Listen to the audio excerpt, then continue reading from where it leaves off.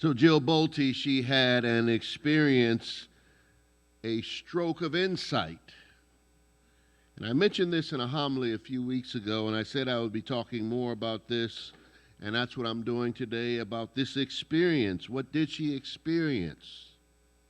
And how this experience can help us, if we understand what she experienced, create more equity in our mind, equity in our world. This is a message about balance this morning. December 10th, 1996, Jill had a stroke, a major stroke, a brain hemorrhage on the left side of her brain, the size of a golf ball, and it was pressing on the language center of her brain. And she recounts this day that profoundly changed her life in a book and a TED Talk titled My Stroke of Insight, which perfectly describes the incident and its impact on her life and what was happening when her left brain started short-circuiting that day. Now, the left brain, as most of you know, is the side of the brain that is rational. It's the Dr. Spock side of the brain. So as it began hemorrhaging, Jill remembers a strange feeling, how her reality shifted. As her brain kept going offline, her left brain, she could feel her body more. She felt like things slowed down. She said she experienced an altered consciousness, sort of witnessing herself like an out-of-body experience. She said, I couldn't tell where I began and where I ended. And then her left brain went completely offline. And she said it went completely silent in her mind. And she felt expansiveness, this enormity in this silence, that she was a part of something larger, one with all things. Now, the right brain was still working. And she said it was as if her body was blending in with the walls of her bathroom. That's where she was, trying to figure out what was happening. Matter became immaterial. And she said there was no stress, no past or future, only the present. Still, quiet, peaceful. She said, I felt lighter, as if there was no I, only we. And as her left brain tried to reboot, she was able to begin processing what was happening. Oh my gosh, I think I'm having a stroke. It changed her. And she says, I metaphorically died that day, was reborn that day. Took her a long time to recover in the hospital. Took her 8 years to fully recover from this event. But it changed her life. She devoted her life now to the study. She was already a neuroanatomist, studying the brain, doing research on the brain. Her brother was a psychiatric patient. She wanted to really do work to help him out in some sort of way. But now her sort of mess became her message. She took on a new mission. And that TED Talk has been listened to by 8 million people. I've listened to it 10 times so. Actually, that's not the TED Talk that's been listened to 8 million times. There is a TED Talk, if you look it up, My Stroke of Insight, that's been listened to 8 million times in about 15 minutes. Now, I got turned on to this by one of our members, Dr. Scott Eden, who got really excited about this left brain, right brain thing and started doing research and began to talk to me and send me some of his writings. And then we met up and talked some more. And the thing is, it aligns so well with my personal worldview, my theology, and what Reverend Anastasia and I have been talking about. It's kind of like I knew we knew what we were talking about. There's always a little bit there. You're like, am I doing the right thing? Are we doing the right? Yes, we are. There's a scientific now study to back up what we've been saying about what we experience and what we're trying to do here at the Unitarian Universalist Church of Annapolis, and I'll get to that. But the thing that's cool is that, she's a neuroanatomist. She studied at Dr. Spock University, Harvard. They're logic-based. Most universities are. But she somehow figured out that this overusage of the left brain, this rationality, is what's harming humanity. Why is that? Because the left brain is about the I, me, myself, I. Which is good in a sense, right? Because it is how we actualize. I am somebody. I am that I am. I exist. I have agency. It's beautiful. It's the home of the ego. It makes us special as human beings. It's where we get our intelligence, our amazing ability to thrive, adapt, and survive generation after generation. That's the left brain's ability to adapt and plan and project. We wouldn't be here without it, left brain. But the appreciation is in the right brain. But the left brain has helped us to understand math, our universe, right, which is mathematical, through math and equations. That's left brain. We need our left brain. It helps us to look at the past, plan for the future. It's how we have so many beautiful languages, so many beautiful words, left brain. But we're addicted to our left brain. And with all of the virtues, it has so many other vices that, when unbalanced, can cause a lot of harm. And there's a study that kind of proves that the left brain is more, I shouldn't say advanced, is utilized more by humans than the right brain. There's a book that Scott recommended. It's pretty dense. It's called The Master and His Emissary, The Divided Brain and the Making of the Western World. I've gotten through 3 chapters. But I've read enough to be an expert. No, kidding. I've read enough to stay ahead of you. No. The book talks about the left brain being larger than the right brain in their studies. They can't fully say that it's through overusage or more using the left than the right, but they think that's the case, that the left is larger than the right, just by a little bit. And I think they're right, that we use our reasoning side probably more than our creative side. The question is, what are we missing out on? And Jill Bolte, she says, a whole kind of reality that's very different from the left brain reality. A reality of unity and community. We're in this together. And equity, fairness. Dare I say love.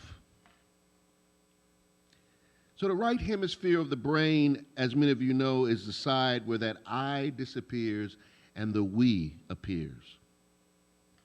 Oneness is the norm. It's the side where we get the rhythm. We feel the rhythm.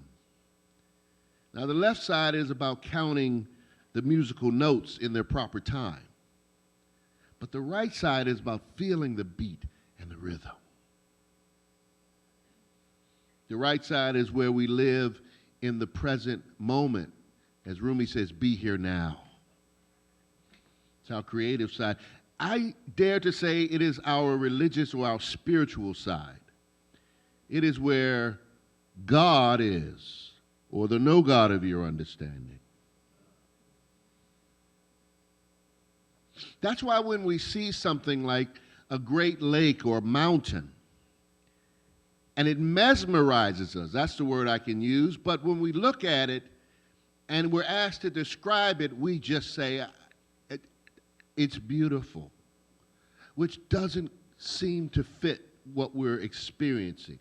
Or we take a picture of something really beautiful and we look at the picture and the picture just doesn't quite describe what we have seen with our own eyes. That's because the right brain is all about the picture of it all, and and the left brain can't always put it into words because it is an experience of the divine in the right brain.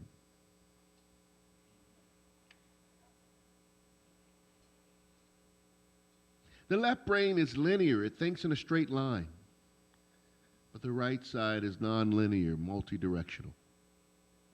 The left is dual, us versus them. Either or. But the right is both and. The left is all about the details. The right brain is about vision. I could go on and on. Both are needed to function successfully, but if they get out of balance, it affects our relationships everywhere. That's what's happening in the world. Most of the dis-ease in the world is the dysfunction of the left and right brain. And Anastasia, we like to say that people get crispy. That's the new word. You don't say burned out no more. You say, boy, they getting crispy. We get crispy from these arbitrary goals we start setting for ourselves. This to-do list. Oh, if I don't accomplish this, oh boy, my life's going to explode. Balance is needed. That's the quest. Balance. And that takes me to my sermon title, Two. That gives us the answer. Two. Or the understanding of what we are and why we're here and what are we trying to do with this human body that's come alive. Well, first, to get to two, you have to understand one, because one means one. It's alone. It doesn't fully experience. It has no perspective. It yearns for a playmate. And so it needs two. You need two sides, at least, to have an experience, to bring something to life, to bring on the challenge, to bring on the quest.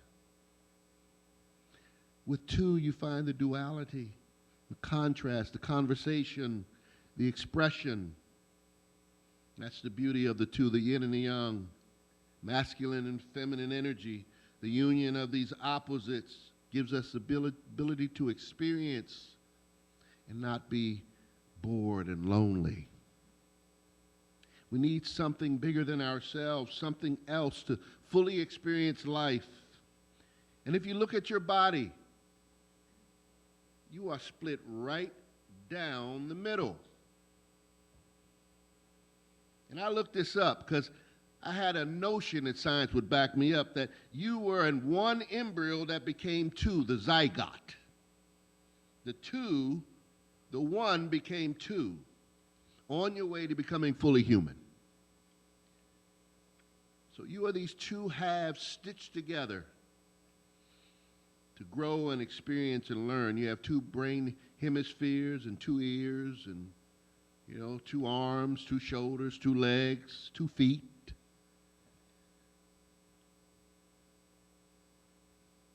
One becomes two, and two must become one. That's the game. Born into duality. And all of this tension and drama and angst that is here for you to experience and learn, to find a way to reconcile the mind. That's the game. To take the two and make them one. One became two so that the two can reconcile and become one. That's the grand secret in religion. Nature, spirituality, the teaching of balance. Now, Plato, he wrestled with this understanding. He said a soul is like a pair of winged horses and a charioteer joined in natural union. He was talking about his own struggles with his left and right brain, I do believe, and his capacity to be virtuous or not be virtuous. He looked at these two sides as kind of warring, right? That one side was good and one side was bad. But he was also talking about this charioteer. He was talking about the middle part of the brain that connects the two hemispheres, called the corpus callosum, which is the way both sides communicate with each other. Interesting. And then you find in the Gnostic Gospel of Thomas, written in the 90s in the Common Era, a saying attributed to Jesus that I find interesting. Listen to this. Jesus said to them, when you make the two one, and when you make the inside like the outside, and the outside like the inside, and the above like the below, and when you make the male and the female one and the same, then you will enter the kingdom. So this passage supports my notion that two must become one. This is the goal for human beings to me, to reconcile the dichotomies in our mind that come as a result of being born as dual creatures. And it is our lifelong struggle to create and maintain balance. This is at the heart, as I said, of the dis-ease in our lives. And last time I talked about this topic, I mentioned that church, this congregation, is a place where the right brain is given more prominence, should be. It is where we work on expanding and growing our capacity for compassion and equity. What we do here on Sundays is mostly a right brain experience. Our spiritual themes, our time of sharing and prayer and silent meditation, the music we listen to, our middle hour classes or workshops that we have, all right brain stuff. Now, we can get analytical in those classes, but to really get at the heart of those things, to really feel them, that's right brain. And when you're listening to a preacher preach a message that inspires you, I hope, amen, that's right brain. Being in a community and feeling at home here with people that share your values, saying, this is my spiritual home, that's right brain. You're moving beyond the I toward the we. That is our challenge, to move from the I toward the we, and to make that reflection, to make that understanding reflect in our relationships in and outside the church, at work, everywhere. But clearly we live in a society, a left brain's dominant society, and people are frying their left brains and falling to pieces because of the over-judgment and the over-moralizing and the fear. That's all left brain stuff.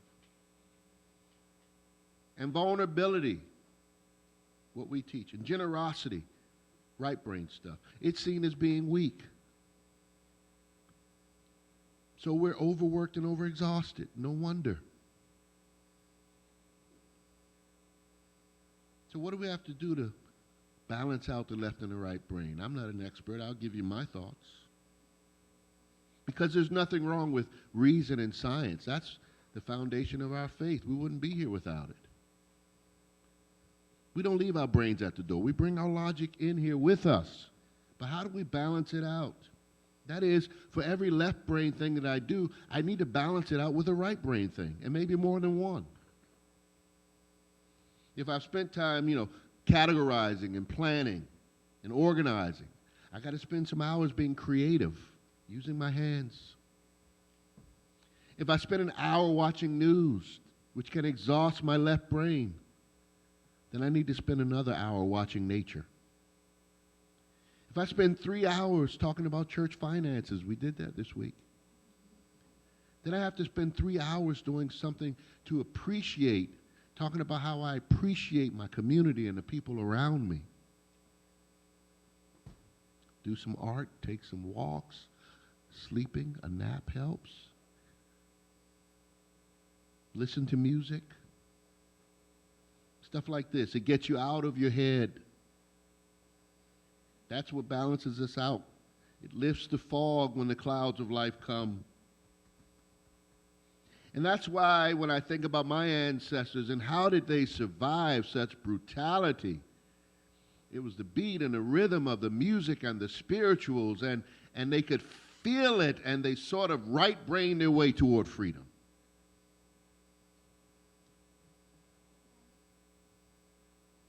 So I want to talk for a moment about equity. As I said, equity is about being fair, being a fair person, creating a more fair world. And I want to say I have nothing profound to say except that I believe the world will become fairer when people learn to expand the limitless capacity of their right brain. Because that will move us beyond this sort of survival mechanism, dog eat dog, that we've developed through our years of struggle on the planet, this overdeveloped left brain. It has become the master controller of human beings. And so our capacity, each of us, to give more power to our right brains is the secret to humans living their highest potential on the planet. Ceding more power to the right brain will determine whether we can create and sustain beloved community even here.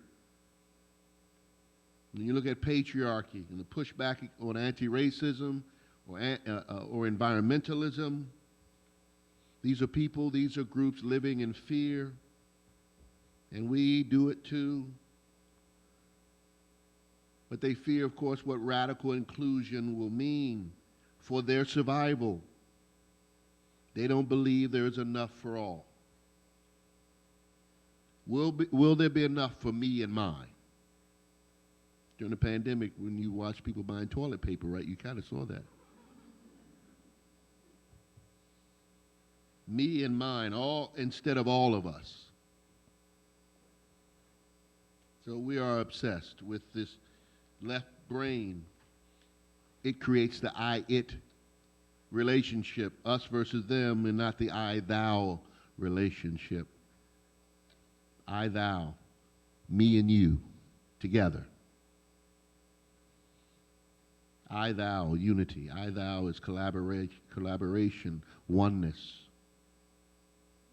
These are the things we want to continue to lift up in our community because we want a community that properly uses the left brain to plan more right brain experiences. We are in the business of expanding the right brain, to rewire the circuitry of our brains until the two become one. And we do this through appreciation and community time and thoughtfulness, compassion and generosity. In 1996, Jill Bolte was reborn when a tiny blood vessel exploded in her brain, and she woke up and found out that she was more than she ever imagined. You are more than you can imagine. You are the Big Bang. You come from that one force. Dare I say, you are that force. The I and the we are one. And you decided, like 8 billion others and 100 million who have lived and died, you decided to awaken on this planet, to learn and be challenged and to grow your soul. The one became two. You are a special creation of the cosmos. You are indeed the cosmos contemplating and learning about itself. And so today, January 21st, 2-1, I have a special message for you. You are the one that became two, and the two must become one. Amen.